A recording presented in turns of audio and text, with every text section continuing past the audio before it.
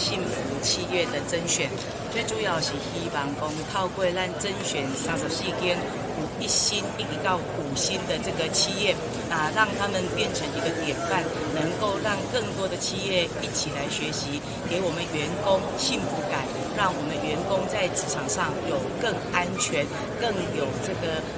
幸福的一个这个职场环境。那一起为我们彰化的经济来努力。那我们甄选3颗星以上，还会请他们提供他们的人资或者公司重要的干部，对于推广我们这个劳工幸福的一个人员的一个表扬哦。那这个活动我们会在11月中旬来举办。那你只要在彰化县涉及满1年以上的公司工厂人员有20人以上，你就具备有参加这一次甄选的一个这个机会。我们也会透过甄选出来的这34个厂商，我们也会做录影带，帮你做相关的一个宣导。我们最希望就是让更多的我们在地人可以留在彰化来工作，让更多出外的我们的彰化的乡亲肯回来地方一起来拼经济。所以在这边也欢迎我们所有幸福企业，记得快点来报名。我们只有34个名额名额有限，欢迎大家一起来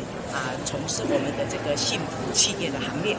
企业甄选的活动从今天开始到9月16号，那只要涉及在我们彰化县，就在我们彰化县登记，员工人数在20个人以上，而且是在107年8月1号以后就已经成立的，8月1号以前成立的都可以来参与。那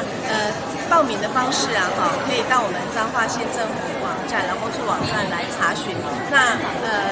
这个部分就是我们这次今年度预期甄选出34个幸福企业，包含1星、2星、3星、4星、5星。那它的资格就是刚提到的20个人以上，然后还有一部分就是涉及1年以上那再来就是它最基本的要没有违反相关的劳动法令，也没有重大的就是说没有劳资争议或者是说职灾的部分。那后续我们评选的部分，因为我们有成立一个评选小组，会评选出来。那有关于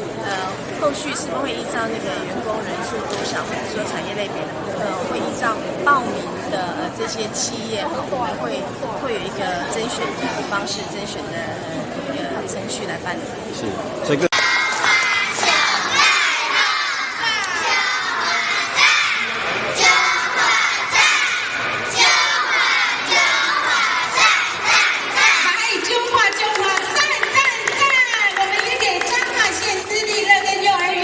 给他们一个